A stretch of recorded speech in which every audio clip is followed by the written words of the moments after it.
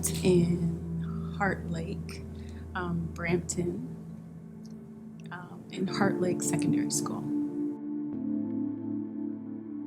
Both of us did not grow up in a Christian home.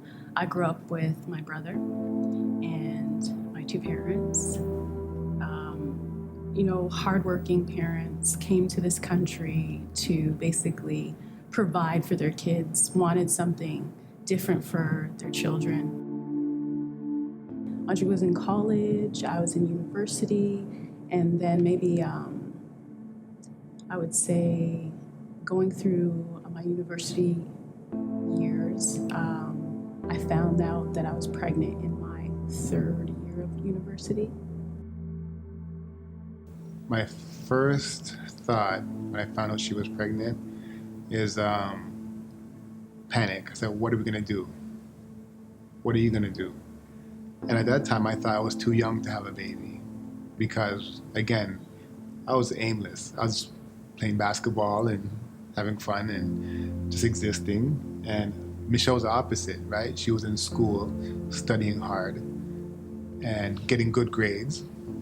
And I didn't want her to ruin all she's worked for. When we told my parents about the pregnancy, their fears were amplified by my own fears. They were disappointed in both of us. Their reaction to the news was not very supportive at all.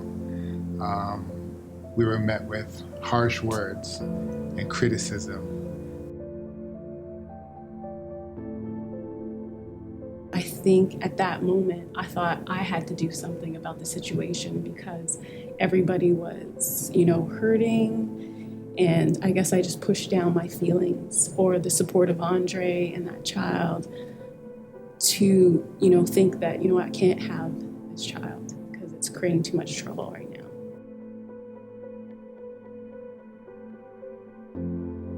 I think I decided to have an abortion after that initial meeting with my parents. As much as I had Andre's support still, I just felt like I needed to do something about the situation. So I thought abortion was basically my only choice because all of this was just so much for everybody.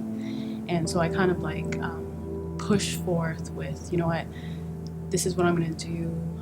My thinking turned to what the world said, basically, this is my choice, this is my body kind of thing. And I basically blocked out Andre's support and that child and just went forward with having that abortion.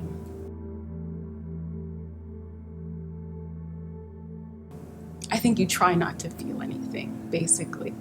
You're kind of like a robot with no emotions, and you try to get through that day, but it was a hard day.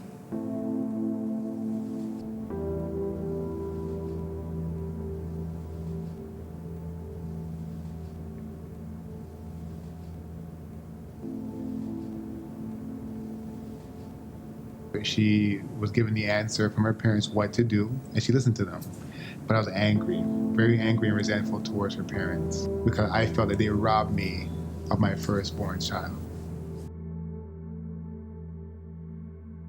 The same year I had my abortion, Andre also came to Christ.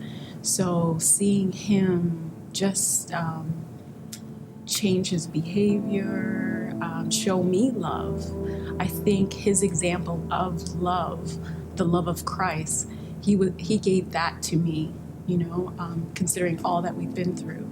So seeing his life turn over to Christ, that brought us together. Today, I think my journey is basically redemption, like redeeming love. Christ came into our mess and helped us to now have a message. Now I know my purpose in life. He never wanted me to go down that road of abortion, but he was able to come in, love us, and redeem our lives. We have 4 beautiful kids. Josiah, who's 15, in high school right now. Janaya, is 13 in grade 7, and Micaiah is 11 in grade 6, and Isaiah is 10, and he's in grade 5. It's such a blessing to watch them grow and grow in a Christian home. I think that's what I love the most, is the foundation that we didn't have growing up.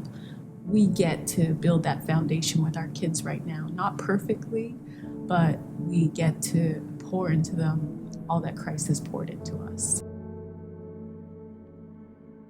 I want people to know that Christ is real and that he can take all our brokenness and make something beautiful out of it, and that he wants us healed. I think he wants the body of Christ healed so we can go out and help other people, whether it's an abortion, it's an addiction, or anything people are struggling with. I think Christ calls us as believers to go out and help other people through their tragedies and their hopelessness. What, I thought I could never tell anybody that happened to me, now I use it to bring him glory. Because it's not about us, this is all about God and how he came into our lives and restored all things.